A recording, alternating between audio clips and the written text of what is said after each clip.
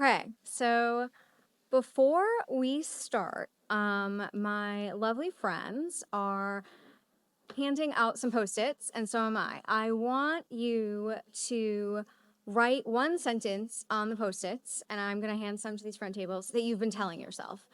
It starts with 2 words, and you just write your words after it. And the 2 words that it starts with is "I'm waiting," and it's I'm waiting until. And I want you to just finish it honestly. Don't overthink it. And then you can fold it over, and the sentence starts with "I'm waiting." I'm waiting until. So I have mine right here. Mine used to be "I'm waiting until I'm healthy."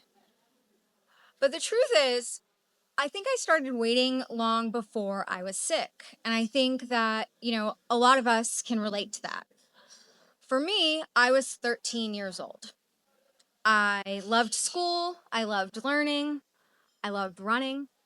I wasn't really trying to become extraordinary at anything. You're 13, who is? I was just trying to keep up.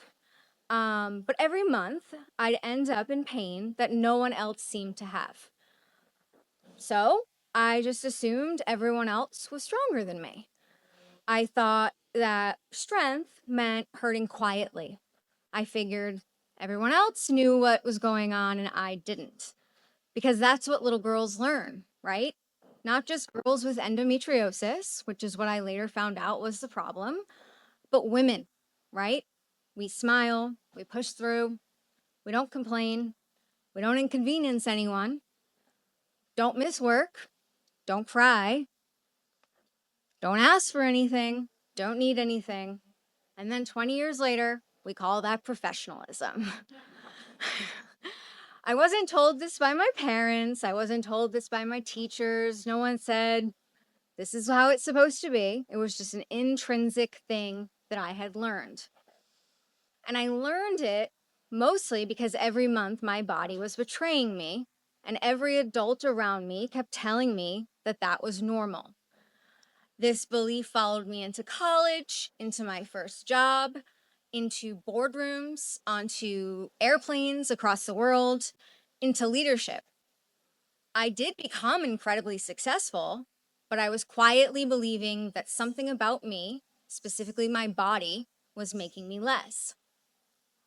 That little girl grew up, she graduated, she built a career, she led teams, she flew around the world, but that lie came with her. For 20 years, I was chasing the answer to that lie.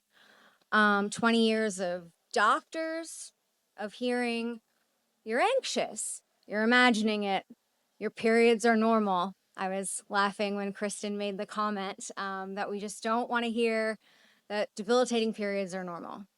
You're imagining it. I'm sure every woman in this room has heard some version of something they're feeling about their bodies is normal. They're imagining it. Menopause, periods, just general everything in your life. You're just anxious. Try birth control, lose weight, gain weight, reduce your stress as if you can just completely unsubscribe from the world around you. Try yoga. Eventually, I did start getting answers, but then the biggest opportunity of my career showed up, as they often do for us women. PRM called me, which is where I work now. And I almost said no. I actually made it all the way through the interview process. Throughout the interview process, I actually said, I'm not going to interview. I can't interview. PRM is a women's healthcare company that helps women with debilitating period pain, endometriosis, pelvic pain. And I thought, how can I be sick and in charge? How can I lead a company changing women's healthcare when I don't even understand my own body? Does being sick disqualify me from leadership? But PRM didn't change my career. It gave me permission to stop separating the leader from the patient. The permission slip I had been waiting for, that nobody ever really handed me and said I had to be waiting for something, I wrote for myself. I wasn't going to live after surgery. I told myself, I'll speak after I feel confident. I'll apply after I'm qualified. I'll rest after this project. I had just decided life would begin after I got better, but the finish line just kept moving. And then one day I realized something, which a lot of us in this room have probably realized. I was waiting to become someone who I thought deserved the life that I wanted, when really, how many of us have done that to ourselves? That's my story, right? This isn't just about chronic illness. This isn't just about endometriosis. I think for me, illness exposed something that all women are taught, probably from the moment we are young girls. This is about the lies we inherit from the moment we can conceive them, about the lives we're allowed to live. We wait until the kids are older. We wait until the promotion comes. We don't ask for it. We wait until we'll lose the weight. We feel confident. We have more money. We have more time, as if time is just going to show up for us. We wait until we know more. We wait until we are less tired. We wait until the conditions are absolutely perfect, and we call that responsible. When really, I believe it's just fear dressed up as preparation. The specifics don't change, the waiting doesn't change, but we spend years as women believing that somewhere out there, some future version of ourselves exists who's finally worthy of the life that we think we deserve. Healthier, more confident, more experienced, more prepared. And we keep waiting for her to arrive, as if she's just going to show up like a knight in shining armor and tell us, you're now worthy of this life that you believe in. But the truth is, she's never going to arrive. She begins the moment we begin. She arrives the moment we tell ourselves we're here.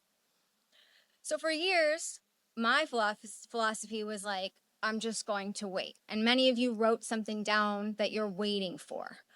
I thought that I was standing on stages, leading teams, and trying to inspire women to stop waiting. But really, I think that I was just surviving. I was trying to motivate everyone while I was still in debilitating pain. I used to think resilience meant pretending I didn't need anything. And I think a lot of women believe that too. We don't need anything, so we're fine. But I think it means asking for what you need without apologizing. I still flew to Europe and I still led global teams. I bought a home, I got married. I did all the things that we all believe are successful. But I started doing something different that I want to challenge you all to do. I built, but I rested. I asked for accommodations. I said no. I still became a leader, but I stopped trying to become less human and started being more honest.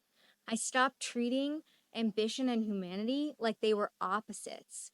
For years, I thought I had to choose between ambition and wellness, success and vulnerability, leadership and humanity.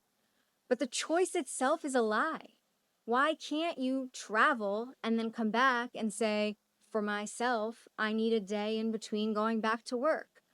Why can't you say, I'm going to work till 4 and then attend my child's recital, but tomorrow I'll come in early? These things make you human and they make you a better person. I asked you to write something down. I don't want you to throw it away. My health, I still think of it all the time. Endometriosis is a chronic illness. It didn't go away. I came to the hotel last night before this event and I went to sleep. I didn't think I should go out, I should get a drink, I should get dinner. I knew the best thing for me was to take a nap. I am from Long Island. My family's here. I live in Rhode Island now. I'm staying tonight before I go home because I know I need rest. Those are accommodations I need. It took me a long time to get brave enough to ask for them. I don't want you to throw away this piece of paper. I want you to read it, and I want you to ask yourself something before you leave here. Who told you you had to wait? Who told you that that was the life that you needed to wait for? And what would your life look like if you stopped waiting for permission? Because maybe nobody told you you had to wait. And maybe you've just been carrying around that little piece of paper like it's some permission slip you wrote years ago.